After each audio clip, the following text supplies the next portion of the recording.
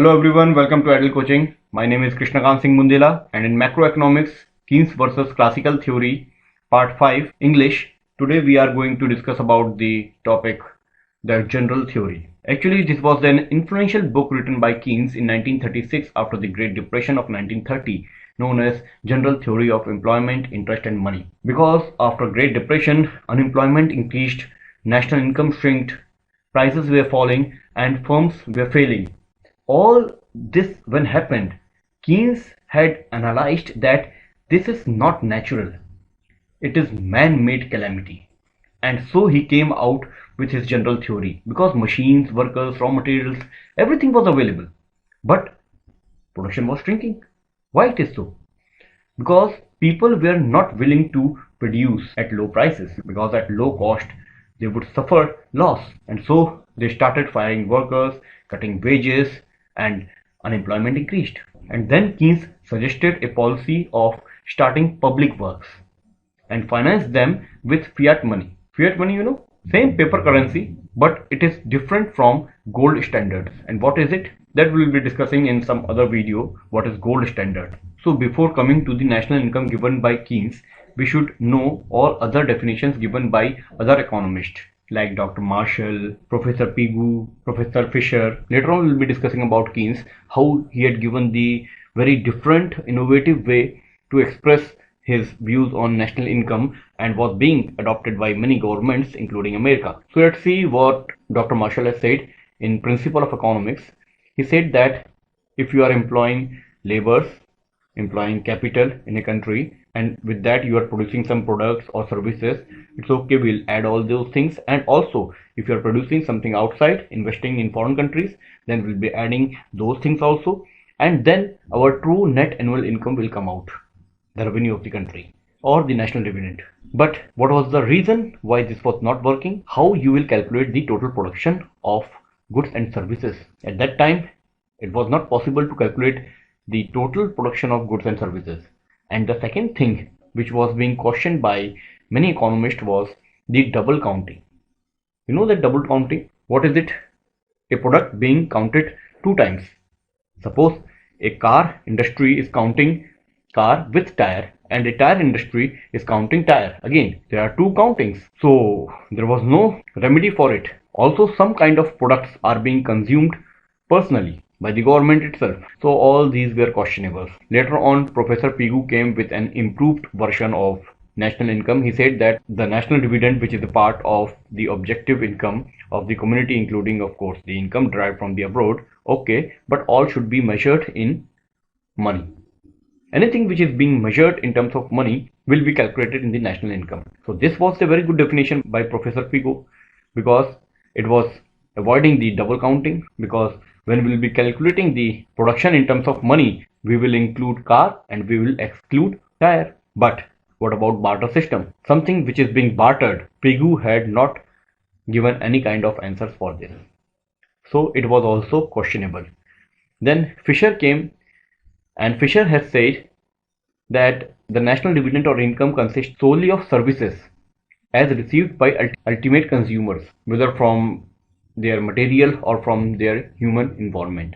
Actually, he was trying to say that whenever we are trying to use that product, consume that product, suppose you are purchasing something this year and you are not consuming that product today, you are consuming it next year, so it will not be included. Only the consumption services you are using this year would be calculated. So it was a far better definition than Marshall and Professor Pigou. But yet, how you will calculate the net consumption? Because any kind of product you are having, you are not using it, okay, but that will depreciate. So now where is the definition of depreciation? That was questionable. And life of durable goods, the goods which are being produced and which are durable. Suppose if they are lasting for a year or 2 or 3, do you have any kind of calculation for that? No. So this is also questionable. That was the main reason why the Great Depression was not able to adjust, because nothing was working at that time. All these definitions, all these national incomes theory were not appropriate to fit at that scenario. And then came the Keynes general theory. He introduced level of income and employment of economy of that time when calculated can give you national income. Actually, Keynes was after the considerations of employers, what they are calculating or considering while giving employment. And he said that one thing which impeded my progress in writing the general theory was the suitable definition of national income. He was searching about how he can define the national income, and he came out with the writing of general theory. What Keynes has done, he did not deduct the whole of the depreciation from the gross national product. You know that if gross national product minus depreciation is done, we will get net national product. But Keynes said no, we will subtract a little less than the whole amount of depreciation.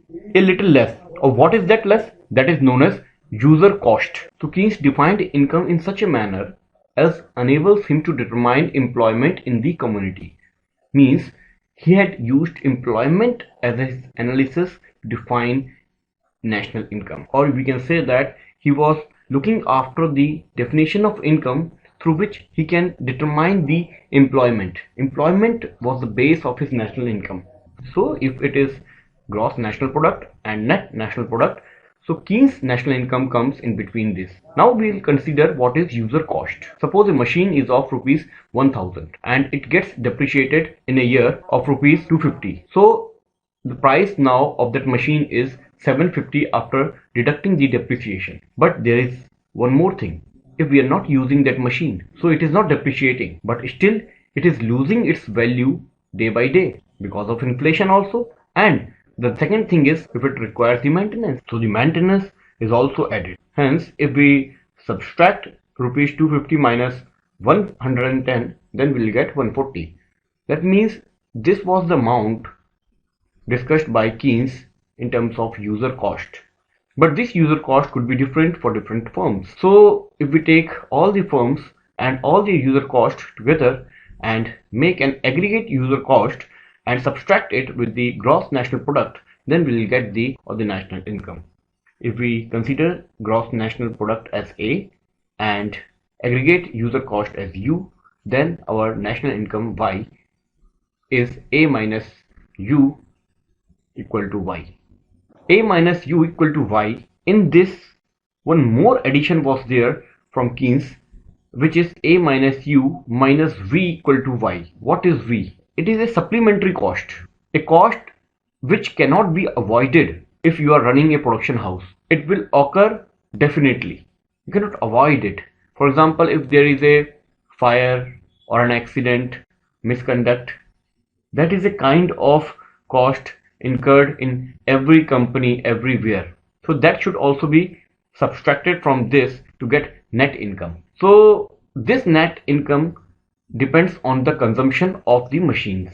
If the machines are being consumed, they will be depreciated, and because of that depreciation and deducting the user cost, net income will come. So there are two concepts, national income and net income. National income will consider to be deducted from the employment, or we can say that our national income will be defining what the employment is, and net income which is showing the consumption. Now what is wage unit and what is its use?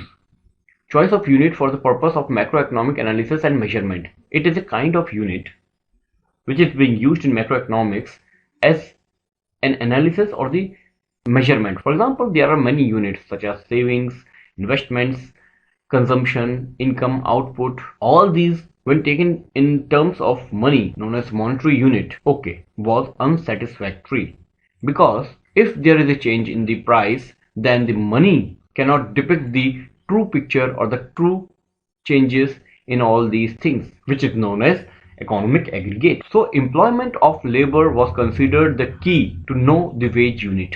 How? Suppose, see, all industries employ laborers and laborers gives output while working. So the type of output decides what kind of employment could be offered. So Keynes expressed employment in terms of labor units. For example, if the labor is ordinary or unskilled or a common one, then if he is working for 1 hour, it will be counted as 1 labor unit. So the volume of employment, that means labor units, gives you national output. Means a labor when working for 1 hour makes 1 labor unit. Many laborers will make many labor units.